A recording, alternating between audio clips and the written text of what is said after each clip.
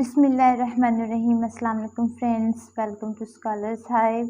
Friends, today we are going to learn about Sridhani Vaster, which is a very interesting short story. Friends, Hector साकी के name से 1912 में ये कहानी सृजनी वास्टर present करते हैं. कॉनरेडन is a sensitive child who uses his active imagination to deal with his pain. कॉनरेडन एक 10 साल का बच्चा है जो डॉक्टर्स के प्रोफेशनल ओपिनियन के मुताबिक 5 इयर्स से ज़्यादा जिंदा नहीं रह सकता. कॉनरेडन अपनी कज़न जो कि उसकी गार्डियन है मिसिस डी रोप उनके साथ रहता है.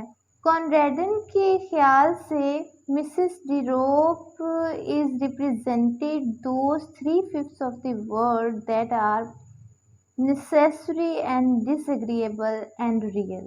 2/5 जो पार्ट है जिसमें के एनाटेगनिज्म होता है an actively expressed feeling of dislike and hostility, यानी ऐसे लोग जो दूसरों से नफरत करते हैं, उन्हें नापसंद करते हैं, उनके साथ रहना नहीं चाहते. और कॉनरेडन जो हैं वो फॉल करते हैं इन 2/5 लोगों में. फ्रेंड्स कहते हैं कि इंसान के अंदर बुरी फितरत है, वो दूसरों को रोकता है, टोकता है, क्रिटिसाइज करता है, दूसरों को पेन में देखकर सेटिस्फाइड होता है, दूसरों को फलता फूलता देखता है तो दुखी होता है. इंसान की नेचर इवल नेचर है. इस कहानी में हमें राइटर ने एक साइलेंट मैसेज जो दिया है वो डोमेस्टिक राइवलरी का है, यानी ऐसी दुश्मनी जो घर के अंदर पाली जाती है, जो रिश्तों के अंदर पाली जाती है. रिश्तों में इंसान जब सिंसियर नहीं होते तो फिर वो रिश्तों के अंदर एक करप्शन का सिलसिला शुरू हो जाता है.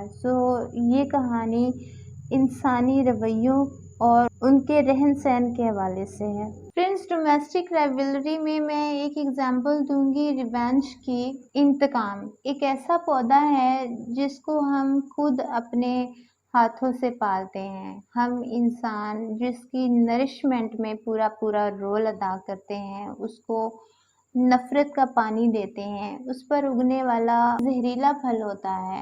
विलियम ब्लेक की पोएम मेरे जहन में आ रही है पॉइजन ट्री के नाम से, जिसमें वो अपनी फ्रेंड को अपनी एनिमिटी के चक्कर में एक फल देता है जो उसके नफरत के पैशन में परवान चढ़ा होता है. वो फल खाने के बाद उसका दोस्त मर जाता है.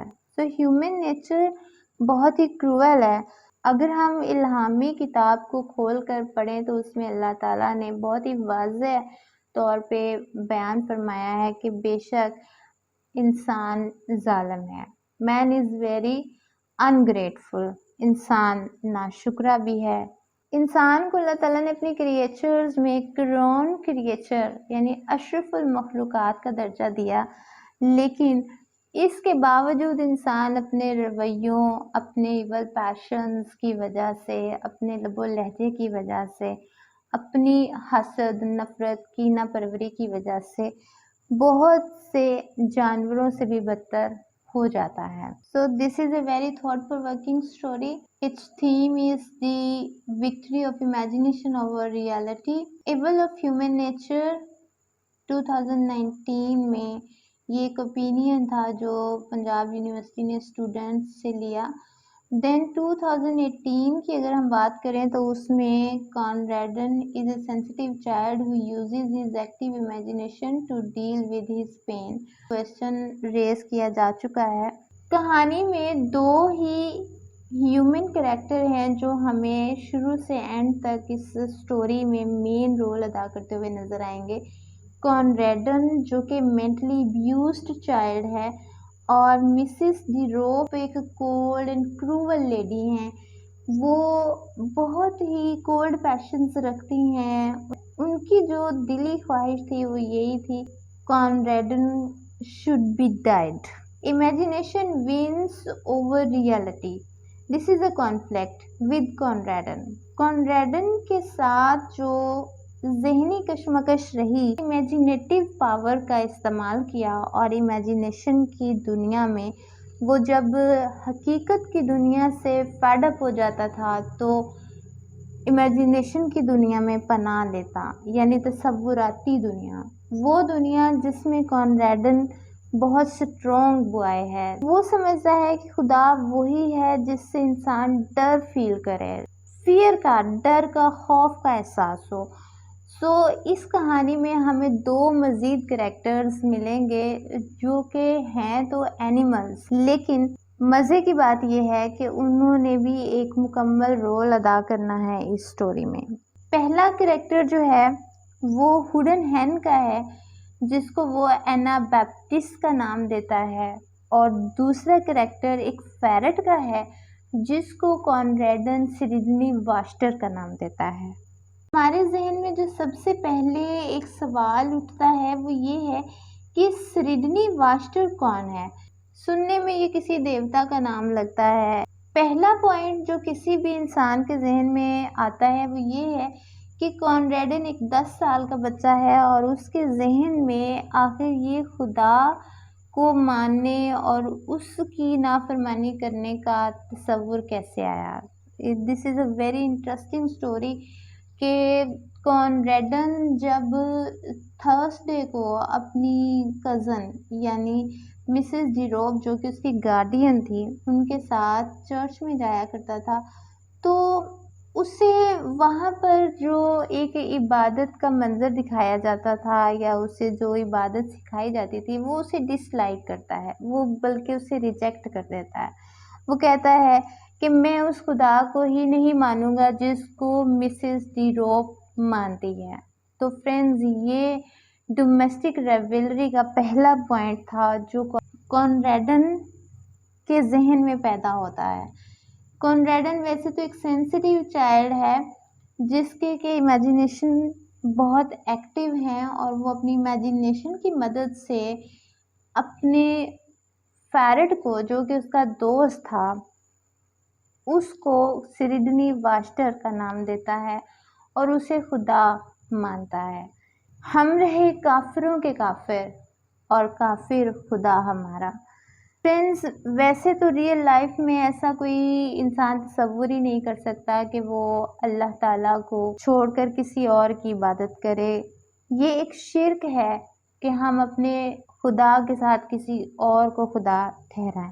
लेकिन कॉनरेडन की सूरत हाल जो है वो हमें बहुत ही इंटरेस्टिंग वे में साकी ने प्रेजेंट की है। Let's discuss the character of Conradin. Conradin's posed to the mastering pressure of wearisome necessary things such as illness and coddling restrictions and drawn-out dullness without his imagination, which was rampant under the supper of loneliness.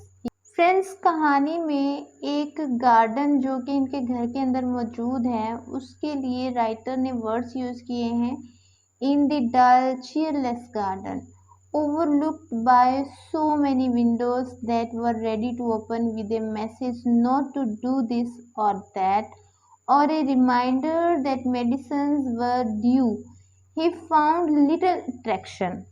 Garden में जो सब्ज़ा होता है, कहते हैं कि इंसान को सुबह उठकर सब्ज़ा देखना चाहिए। सब्ज़ा देखने से एक तो उसका जहन रिफ्रेश होता है, फिर उसकी आई साइट भी बढ़ती है। लेकिन कॉनरेडन चूँकि ज़िंदगी का चार्म बिल्कुल खो चुका था और वो बिल्कुल भी इंटरेस्टिंग लाइफ नहीं गुजार रहा था, तो कॉनरेडन को ये गार्डन जो है ये बहुत ही चीयरलेस गार्डन और डल गार्डन नज़र आता है। उसकी आँखों में खूबसूरती होने के बावजूद उसे वो खूबसूरती नज़र नहीं आती। कहते हैं beauty lies in the eyes of the beholder, लेकिन यहाँ पर हमारा जो बिहोल्डर है यानी जो देखने वाला है कॉनरेडन, वो 10 साल का बच्चा जो कि एक इलनेस के साथ, एक बीमारी के साथ जंग कर रहा है, इसके साथ ही वो अपनी क्रूवल कज़न और गार्डियन मिसेस डिरोब का बिहेवियर भी बर्दाश्त करता है। उसे ज़िंदगी में कोई चार्म नज़र नहीं आता। कॉनरेडन का एक फ्रेंड कुछ अर्सा पहले एक हैन और एक पैरट पकड़ कर लाता है और वो कॉनरेडन के घर में मौजूद और रूम में कॉनरेडन पैरट और हैन को एज फ्रेंड्स डील करता है। वो जब भी ज़िंदगी से फेड अप तो था ही, लेकिन अपनी कज़न के रवैये से फेड अप होता है, तो वो अपने दोस्तों के साथ टाइम गुजारना पसंद करता है। एक्चुअली मिसेस डिरोप का जो रवैया था वो बच्चे के साथ बहुत ही ज़्यादा हार्श यानी सख्त था। वो उसको बाकी बच्चों के साथ खेलने की इजाज़त नहीं देती थी। इवन उसको खिलौनों के साथ खेलने की इजाज़त नहीं थी। कहते हैं कि किसी बच्चे से उसका बचपन छीन लिया जाए तो बच्चा बिल्कुल एक मुरझाए हुए फूल की मानद होता है। सो कॉनरेडन का हाल भी हमें ऐसा ही फील होगा इस कहानी में। लेकिन वो अपनी बोरियत को ख़त्म करने के लिए हैन, जिसको वो एना बैप्टिस्ट का नाम देता है, एना बैप्टिस्ट का अगर हम मतलब देखें डिक्शनरी में तो एना बैप्टिस्ट ऐसी एक शख्सियत है जिसके अभी तक गुनाह धोए ही न गए हों। यानी एक इनोसेंट, बिल्कुल इनोसेंट क्रिएचर के लिए ये वर्ड यूज़ होता है। और यहाँ पर अगर देखा जाए तो इस स्टोरी में जो हैन है, हुडन हैन है, एना बैप्टिस्ट, वो इनोसेंस का ही सिंबल है, जबकि parrot with his sharp white teeth is the symbol of supernatural God. Friends, basically ये कहानी है नर्व एंड नेचर की। नर्व कहते हैं सोच विचार को और नेचर है फितरत। ऐसी फितरत जो इंसान के अंदर है, इंसानी फितरत, इंसानी सोच की स्टोरी है ये। इस स्टोरी में फियर का एक हमें बहुत ही स्ट्रॉन्ग रोल नज़र आएगा। Fear is an authority. Religion की बुनियाद खौफ है, जो उस बच्चे ने महसूस किया। किसको देखकर? पैरट को देखकर। वो जब पैरट को पहली बार देखता है तो बहुत ही खौफज़दा हो जाता है।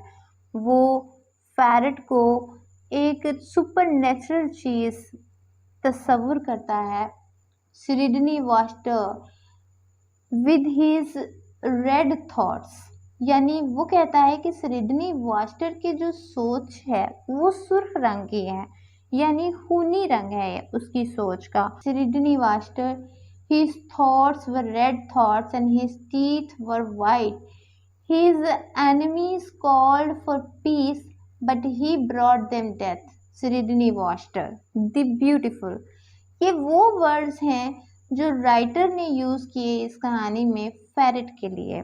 सिडनी वॉस्टर को जब वो पूछता है बिल्कुल एक खुदा की मानद, तो वो सिडनी वॉस्टर से एक तकाजा करता है, एक प्रेयर करता है, एक ऐसी दुआ कि जिसके कबूल होने का उसे शिद्दत से इंतज़ार था। वो सिडनी वॉस्टर के ज़रिए अपनी क्रूअल जालिम किस्म की कज़न, जो कि उसकी गार्डियन है, उससे जान छुड़ाना चाहता है। वो कहता है कि कुछ ऐसा करो कि मेरी इससे जान छूट जाए। यहाँ पर हमें उसकी बड़ी डिस्ट्रक्टिव सी सोच महसूस होगी इस कहानी में, क्योंकि हम बात कर रहे हैं ह्यूमन नेचर की। Human nature is evil nature. ये 2019 में पंजाब यूनिवर्सिटी के अंडर एक क्वेश्चन भी रेज किया जा चुका है इसी कहानी के पॉइंट ऑफ व्यू से। कॉनरेडन की इनोसेंस का ये हाल था कि वो एक बार मिसेस डिरोप को चीखता हुआ, चिल्लाता हुआ देखता है और फील करता है कि वो दर्द से बहुत ज़्यादा कराह रही है।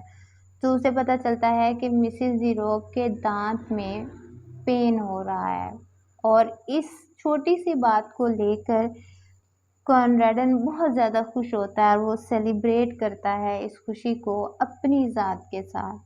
वो उस दिन स्लाइस खाना, नाश्ता करना पसंद करता है। वैसे तो बच्चे का नाश्ता कोई इतना हेल्दी नहीं था, क्योंकि वो नहीं चाहती थी कि बच्चा मज़ीद सर्वाइव करे, जिसने मरना है वो मर जाए। उसके थॉट्स देखा जाए तो रेड थॉट्स थे। वो भी खून ही चाहती थी। कॉनरेडन अपना काफ़ी टाइम स्टोर हाउस में गुजारता है, तो वो उसकी वजह जानना चाहती है। जब वो स्टोर रूम में जाती है देखने के लिए कि वहाँ कौन है ऐसा कि जिसके साथ कॉनरेडन खुश होता है, टाइम पास करता है, तो उसे हेन, वुडन हेन, जिसको उसने एना बैप्टिस्ट का नाम दिया था, जो कि सिर्फ एक हेन नहीं थी, उसकी दोस्त थी। एक ऐसी दोस्त कि जिसके साथ वो अपनी बातें करता था, उसके साथ टाइम गुजारता था, जिसके साथ उसका रिलेशन बहुत ही मजबूत था। तो वो सिर्फ एक हेन नहीं थी, वो कॉनरेडन की फ्रेंड थी, जिसको मिसेस डिरोप कसाब के हवाले कर देती है। वो चाहती है कि उसको ज़िबा कर दिया जाए। और डिज़ायर थी, वो यही थी कि हेन should be killed. This is a proof of evil nature. Every Thursday, in the dim and musty silence of the tool shed, he worshipped with mystic and elaborate ceremonial before the wooden hutch where dwelt Sridhani Master, the great ferret. Red flowers in their season and scarlet berries in the winter time were offered at his shrine, for he was a god who laid some special stress on the fierce, impatient side of things, as opposed to the women's religion. After a while, Conradin's absorption in the tool shed began to attract the notice of his guardian. यानी कुछ अरसे बाद फिर से उसकी guardian की जो तवज्जो है वो कॉनरेडन की तरफ आती है कि आखिर कॉनरेडन टूल शेड में इतना टाइम क्यों गुजारता है। At breakfast one morning she announced that the wooden hen had been sold and taken away overnight. With her short-sighted eyes, she peered at Conradin, waiting for an outbreak of rage and sorrow, which she was ready to rebuke with a flow of excellent precepts and reasoning. But Conradin said nothing. There was nothing to be said. जब हुडन हैन को cell करने का कहती है तो कॉनरेडन का reaction कोई harsh नहीं होता। कॉनरेडन सिर्फ खामोश रहता है, उसकी बात को सुनता है। वो ना तो कोई ओवर रिएक्ट करता है, ना गुस्से में आता है, ना किसी गम का इजहार करता है। वो बहुत ही सब्र के साथ इस सिचुएशन को डील करता है। लेकिन मिसेस डिरोप पास नहीं आती, वो तंज करती हैं। वो कहती हैं, I thought you liked toast. Sometimes, said Conradin. Do one thing for me, Sridhani. As Sridhani was a god, he must be supposed to know. Conradin went back to the world he so hated. And every night in the welcome darkness of his bedroom and every evening in the dusk of the tool shed, Conradin's bitter litany went up. Do one thing for me, Sridhani Vaster. कॉनरेडन अपनी तन्हाई के आलम में अपना वो कमरा जो कि तारीकी से भरा हुआ था अपने बेडरूम में और टूल शेड में अब एक ही दुआ करने लगा। वो यही थी कि do one thing for me Sredni Vashtar. Sredni Vashtar मेरा एक काम करो। ये वो डायलॉग है जिसको बोलकर कॉनरेडन अपने तमाम स्ट्रेस रिलीज करता है, अपने तमाम रेड थॉट्स को रिलीज करता है। यानी मन का दर्द तो आज खुला है। सिडनी वास्टर को अपने दिल की बात बताकर वो जो भड़ास निकालता है वो उसके मन के दर्द का एक ऐसा पार्ट है कि जो वो किसी से डिस्कस नहीं करता। केवल नेचर की जड़ को काट कर फेंक देना चाहिए। Human nature should be studied. इंसानी नेचर को पढ़ा जाना चाहिए। कहते हैं कि किसी के अल्फाज से ज़्यादा उसका लहजा असर करता है। सो हमें कॉनरेडन और मिसेस डिरोप के दरमियान जो रिलेशनशिप है वो इसी किस्म की नज़र आती है कि मिसेस डिरोप तंज जब करती हैं तो वो कॉनरेडन को हर्ट करती हैं। कॉनरेडन भी आगे से ऐसी ही कोई बात करता है जिससे मिसेस डी रोप खुश नहीं होती। सो ह्यूमन नेचर जो है, जो कि इवल नेचर है, वो हमें दोनों के करेक्टर में इक्वल नज़र आएगा। A sudden he drew closer to the window pane. The door of the shed still stood ajar as it had been left, and the minutes were slipping by. They were long minutes, but they slipped by nevertheless. He watched the starlings running and flying on little parties across the lawn.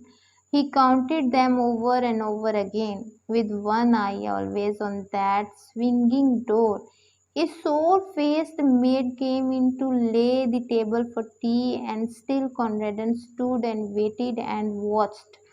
Hope had crept by inches into his heart, and now a look of triumph began to blaze in his eyes that had only known the wistful patience of defeat. Under his breath he began once again the pain of victory and devastation, and presently his eyes were rewarded. Out through that doorway came a long, low, yellow and brown beast, with eyes blink at the waning daylight and dark wet stains around the furrowed jaws and throat. Conradin dropped on his knees. The great polecat ferret made its way down to a small brook at the foot of the garden, drank for a moment, then crossed a little plank bridge and was lost to sight in the bushes. Such was the passing of Sridney Vaster. Friends, इस scene में हमें clearly पता चलता है कि कॉनराडन बड़ी बेचैनी के साथ किसी वाक़े के रूनुमा होने का इंतज़ार करता है। ऐसा वाक़या जिसमें उसका गॉड जो कि सिडनी वास्टर एक पोल कैट फेरेट है, वो उससे डिमांड कर रहा है कि वो उसके लिए आज कुछ ना कुछ करेगा। मेड उसके लिए चाय लेकर आती है। वो कहती है T is ready. Where is the mistress? She went down to the shed some time ago, said Conradin. And while the maid went to summon her mistress to tea, Conradin fished a toasting fork out of the sideboard dryer and proceeded to toast himself a piece of bread. And during the toasting of it and the buttering of it with much butter, and the slow enjoyment of eating it, Conradin listened to the noises and silences, the loud, foolish screaming of the maid for outside help. Whoever will break it to the poor child? I couldn't for the life of me, exclaimed a shrill voice. And while they debated the matter among themselves, Conradin made himself another piece of toast. This is the last scene of this story. इस scene में Conradin अपने आप को toast present करता है। कॉनराडन हमें बहुत ही relax cool नज़र आ रहा है। कॉनराडन इसलिए खुश है कि जैसे ही मिसेस डी रोप टूल शेड में एंटर होगी तो उसका गॉड फैरट जो कि सिडनी वास्टर है वो उस पर अटैक करेगा और इस तरह से मिसेस डी रोप की ज़िंदगी ख़त्म हो जाएगी और मिसेस डी रोप से उसकी जान छूट जाएगी। So this is the power of imagination. Imagination wins over reality. यानी बच्चे की जो इमेजिनेशन थी, उस इमेजिनेशन में वो अपनी कज़न मिसेस डी रोप को ख़त्म करने में कामयाब हो जाता है, जबकि रियलिटी इसके बिल्कुल बरक्स होती है। Now this is up to the reader कि वो इसका कंक्लूजन किस तरह से करते हैं।